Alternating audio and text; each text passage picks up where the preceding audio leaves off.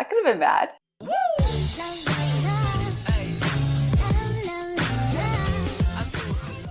Hello, my honeys. My name is Healthy Emmie. I'm a nutritionist, a weight loss specialist, creator of the Slim on Starch program, and I make videos where I sit on my daybed in my office, eat different types of potatoes with different cooking methods, rate the potatoes, and chat with you about something lifestyle related. And that's what we're doing today. You chose a good day to click on this video. If you want to improve your health, wellness, and lifestyle, then click the subscribe button. I upload a new video every Wednesday and Saturday, and I've been doing lifestyle videos on Mondays. Today's Tater Talk, we are talking about getting through hard times. This one was very highly requested in the comments, so I'm really excited to be talking about it.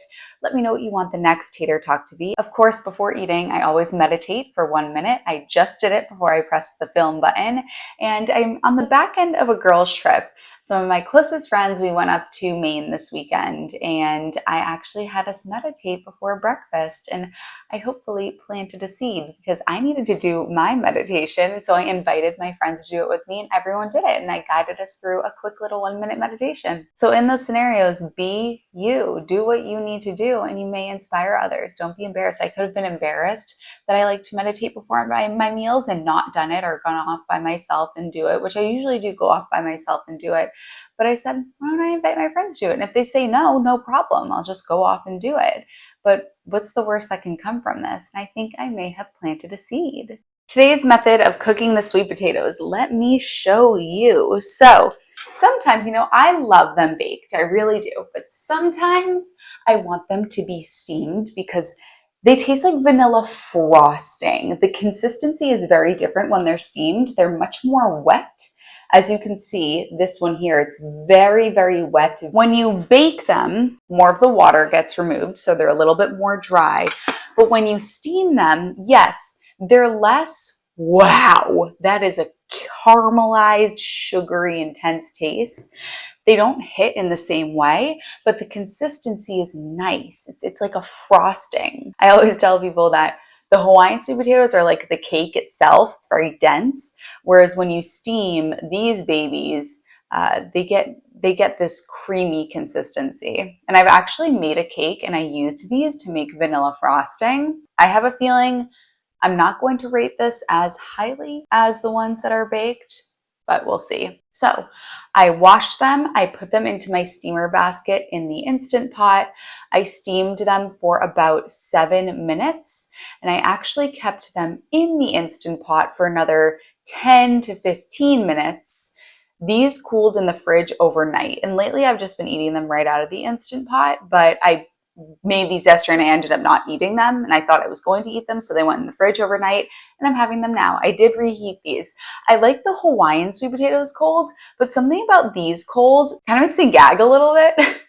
So I like these warmed up. So I did put them in the microwave to warm them back up. I also got a new cinnamon shaker on Amazon. I'll link this in the down bar too. It's actually a powdered sugar shaker, so it really sprinkles it, a nice sprinkling, whereas my other one I was just dumping on cinnamon. So I'll save my cinnamon with this new shaker. When you steam them, the skin just, oh man, I gotta show you this, how it slides off the bone, baby.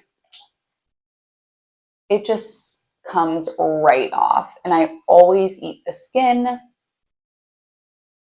So I will do that now.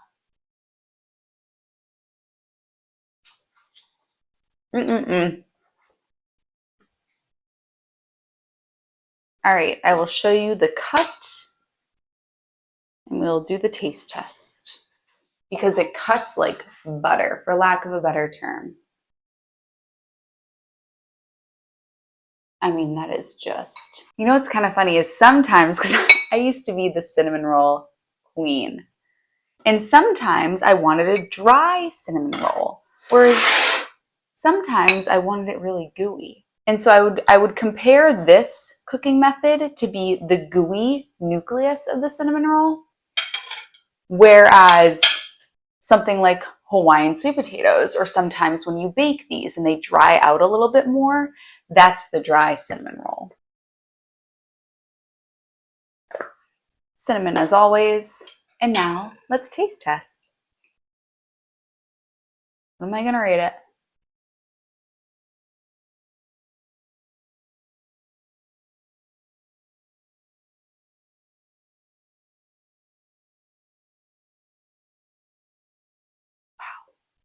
What will I rate it? The baked roasted Japanese sweet potato and the Hawaiian sweet potatoes set such a high bar. And I will say too, I was thinking, is the rating scale from 1 to 10 just for sweet potatoes? Or is the rating scale from 1 to 10 for all foods? Because I think it has to be, I don't know, because if it's for all foods, then these all are between like 9.9 and 10. But if it's just sweet potatoes, then I can give a more accurate rating comparison.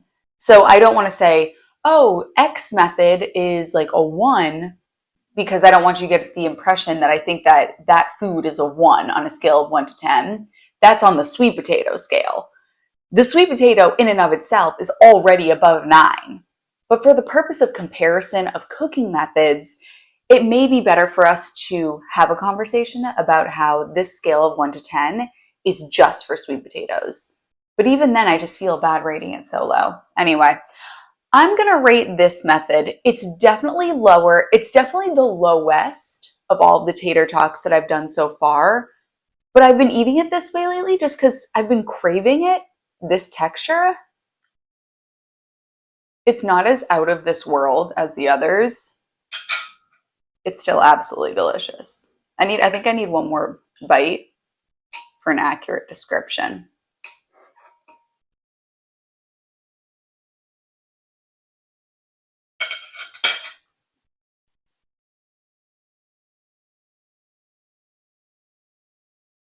I think I'm going to give it a 7.5. Yeah, we'll go with that. 7.5 stars out of 10 for this one. Feels good to me. But I've been liking it lately like this. I've been liking riding the 7.5. So getting through tough times, I'm going to give you some practical strategies that you can use when you are going through something difficult. We could sit here and I could talk about things that might make you feel better, but I do want to give you some tangible tactics that you can put into your toolbox and maybe watch this video when you are going through tough times so that you can be proactive and do some things to help you feel better. First, I want you to identify and make space for your emotions. I love the feelings wheel, feelingswheel.com. This is a great way to actually pluck out and identify and give name to and assign words to what it is that you're feeling. Sometimes feelings can be so elusive that it's really hard to identify what it is that you're feeling. And we can only pluck out words like I'm feeling bad or I'm feeling sad. But when you find more accurate descriptions, I'm feeling defeated, I'm feeling numb, I'm feeling loneliness, I'm feeling helplessness, overwhelmed or unsure or depleted, empty, vacant.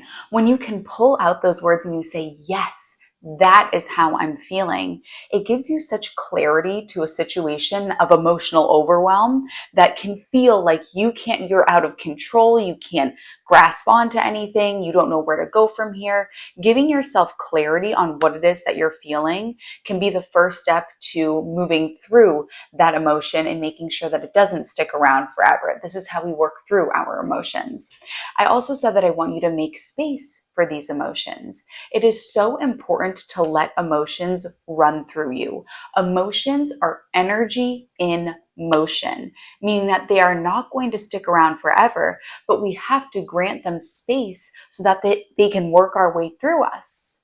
Because something detrimental happens when we don't make space for emotions. And I'll tell you that right after this bite.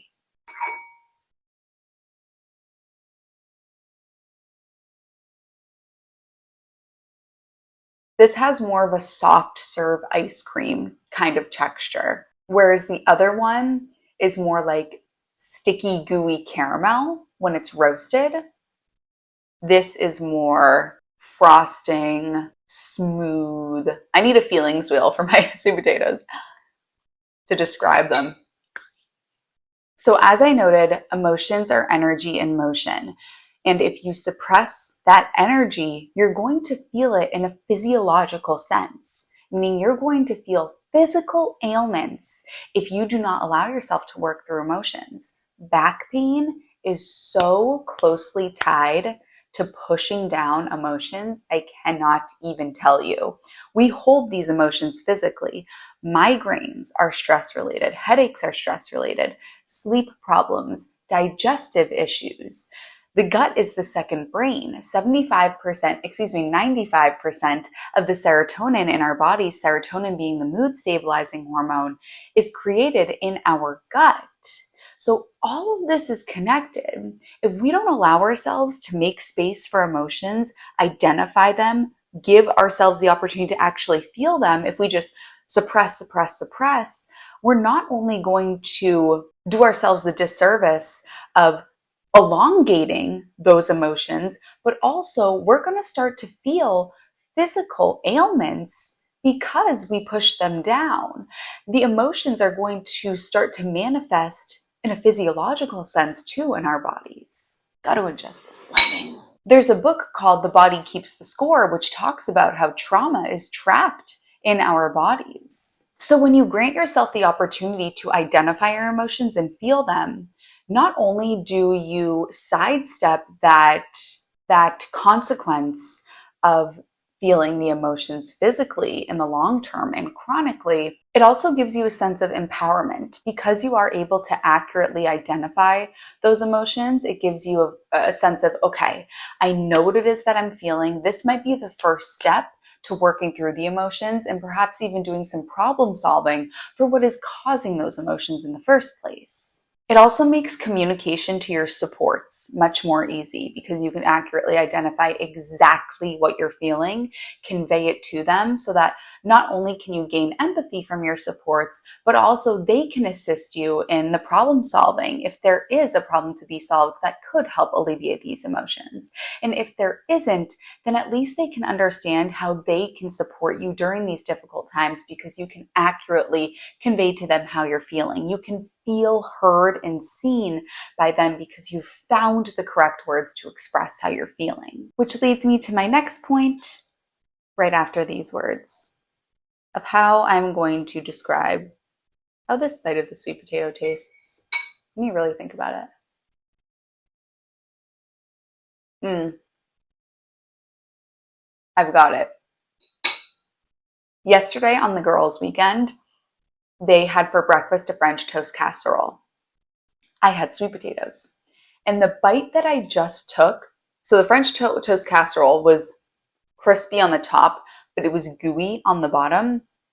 This tastes exactly like the gooey parts on the bottom with the cinnamon and the moisture, and it's sort of wet and juicy in a way. That's what that bite tasted like. The next thing that you must do, which is one of the hardest things to do, is to prevent isolation and to reach out to others.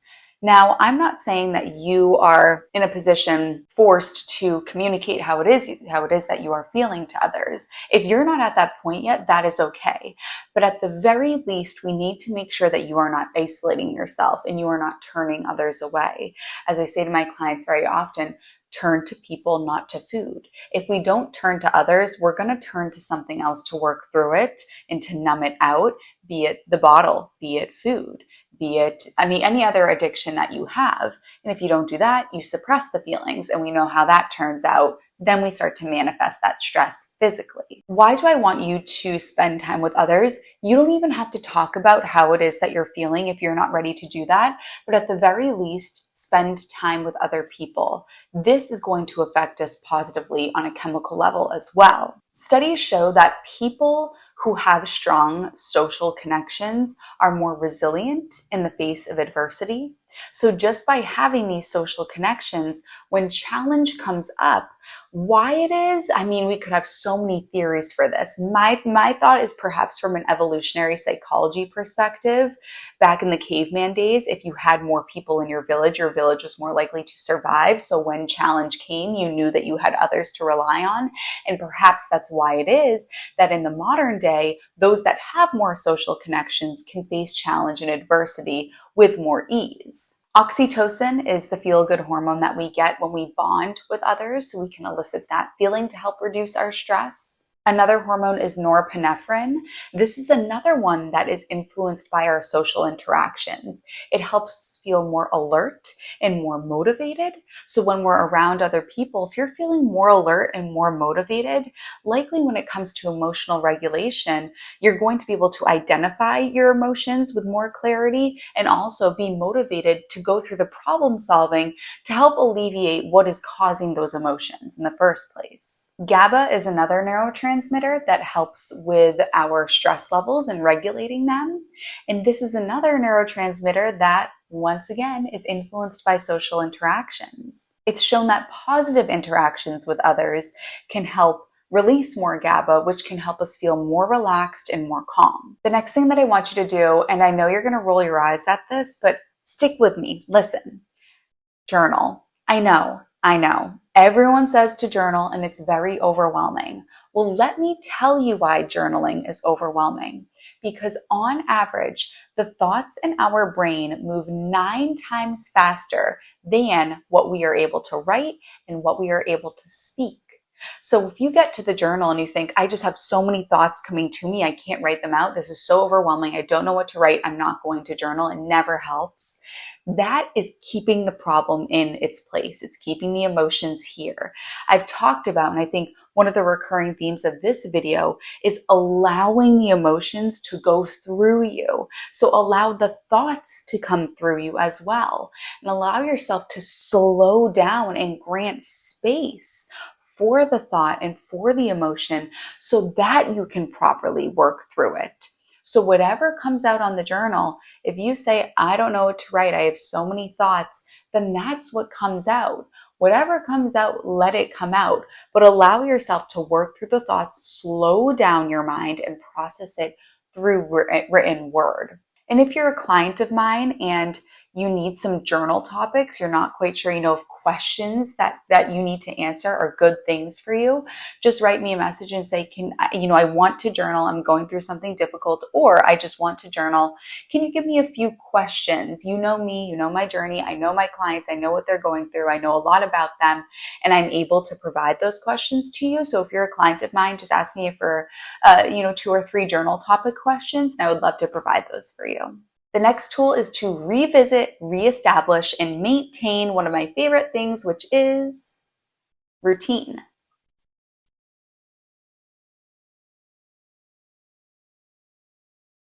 Custard, you could say the taste is very similar to vanilla custard.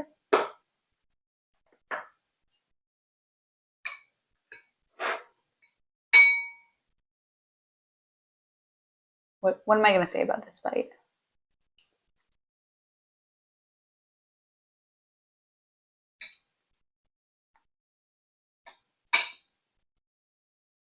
Hi, Bob. You can come in. I'm just filming. Yeah. This isn't open.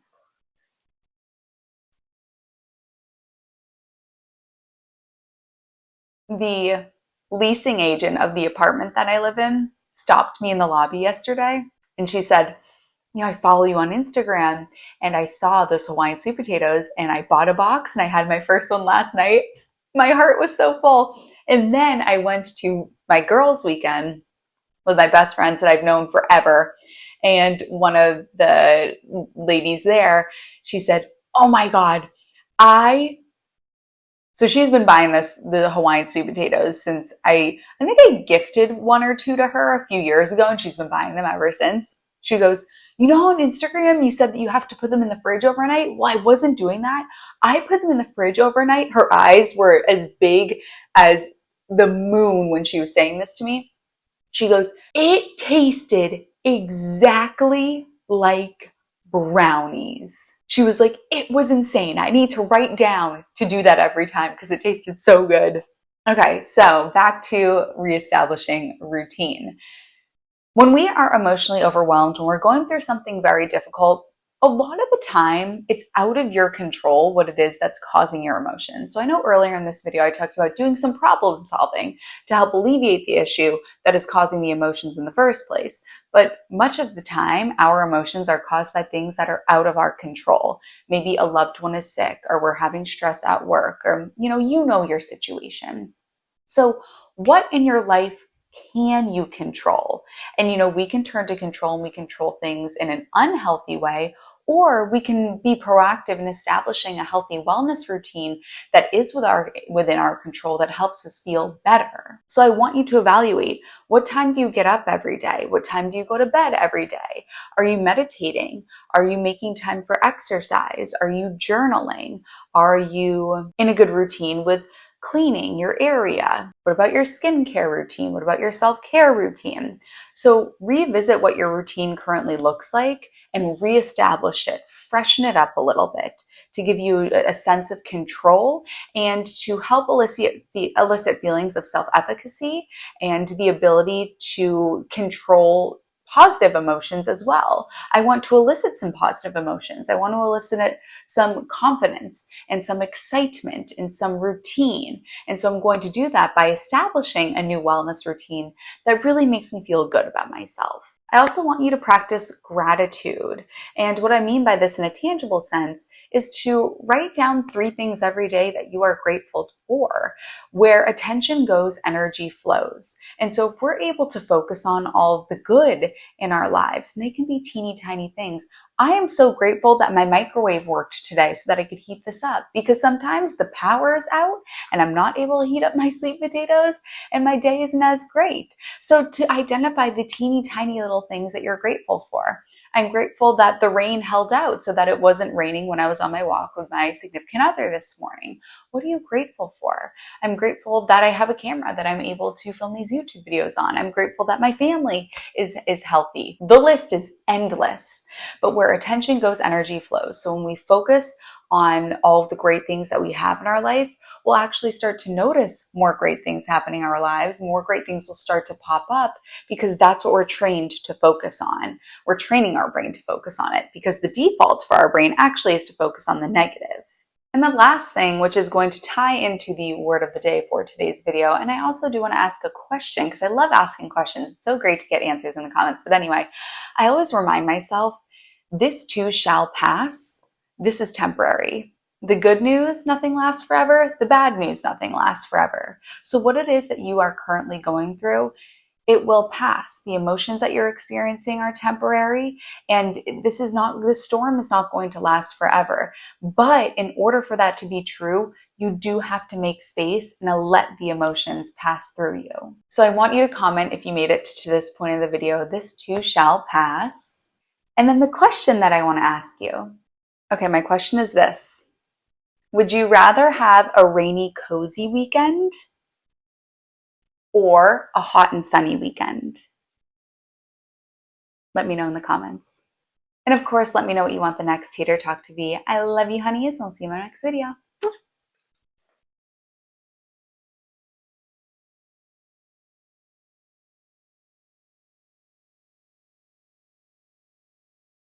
One more bite for good measure.